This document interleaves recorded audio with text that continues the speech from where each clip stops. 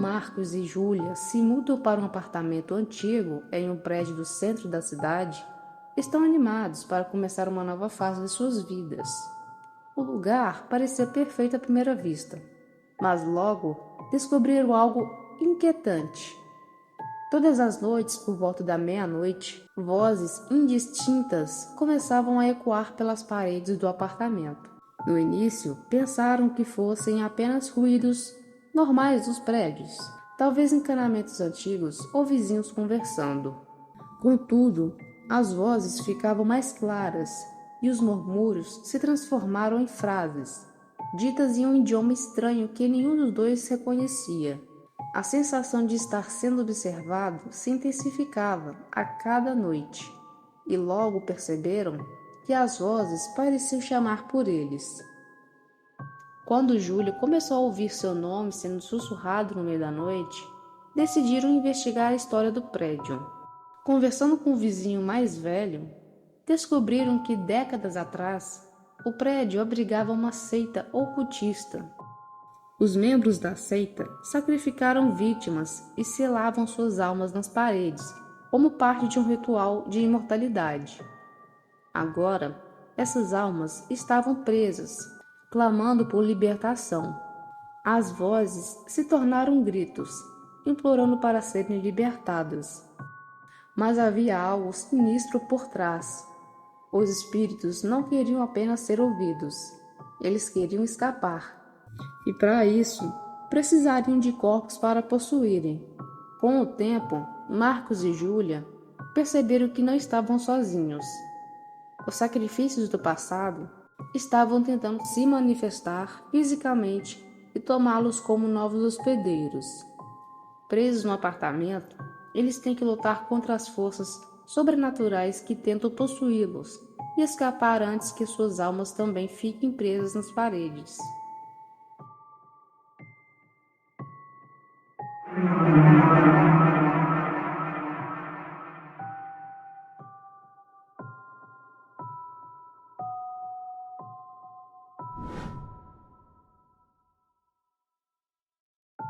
Ana herdou uma casa de campo de uma tia distante que ela mal conhecia.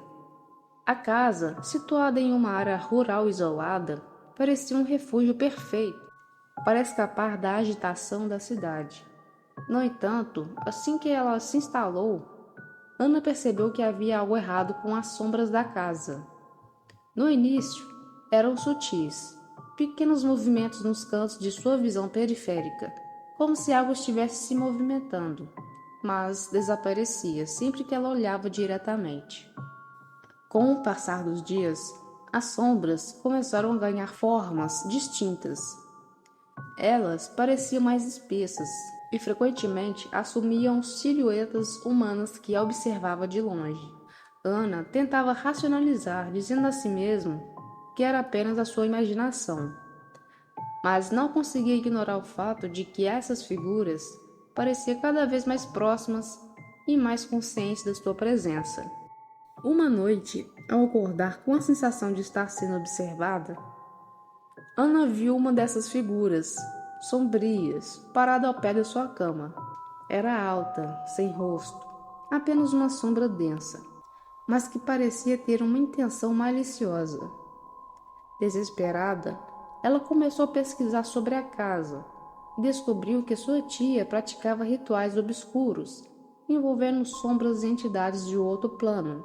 As sombras que agora assombravam eram manifestações dos pecados e arrependimentos de sua tia, criaturas que haviam sido despertadas e que agora ansiavam por um novo hospedeiro.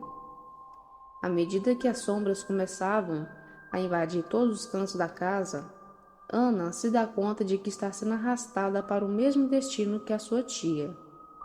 Ela tenta escapar, mas as sombras não permitem que ninguém saia.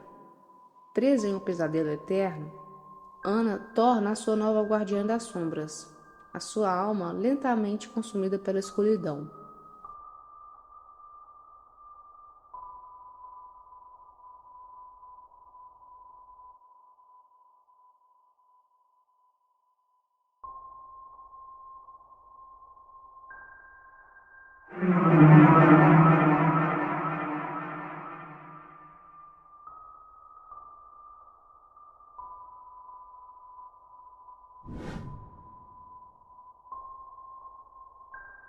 Lucas, um colecionador de objetos antigos, encontra um relógio de bolso estranho em uma loja de antiguidade durante uma de suas buscas habituais.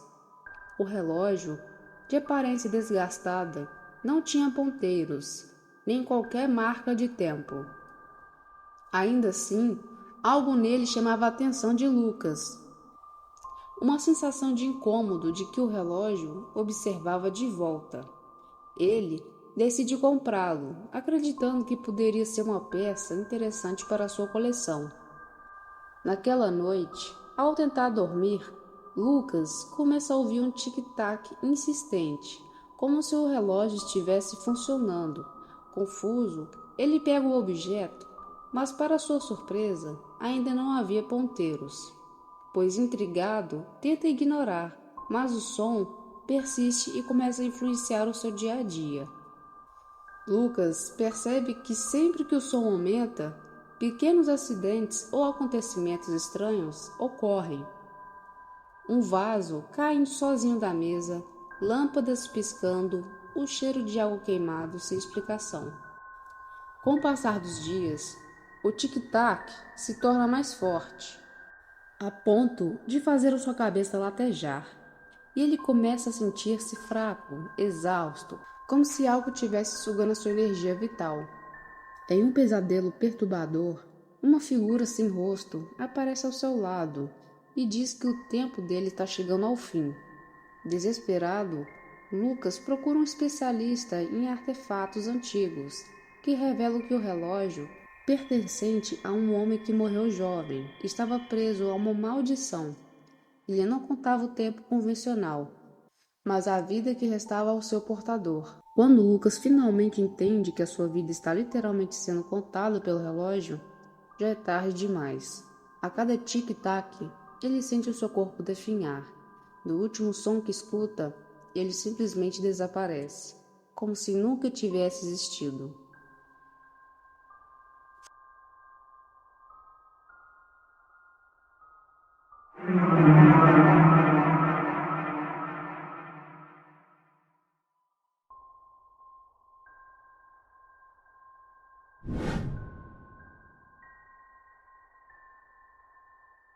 Sofia estava passando por uma rua movimentada quando avistou um espelho grande, velho e rachado, mas ele estava abandonado na calçada. Fascinada por antiguidades, ela decidiu levá-lo para casa, pensando que poderia restaurá-lo e transformá-lo em uma peça decorativa para sua sala. No entanto, ao posicionar o espelho em seu quarto, ela começou a perceber que algo estava errado. A rachadura no espelho distorcia sua imagem de maneira bizarra, criando uma versão deformada dela mesma que parecia viva. No início, eram apenas detalhes estranhos. A imagem no espelho sorria quando a Sofia não estava sorrindo, ou piscava com um atraso bizarro.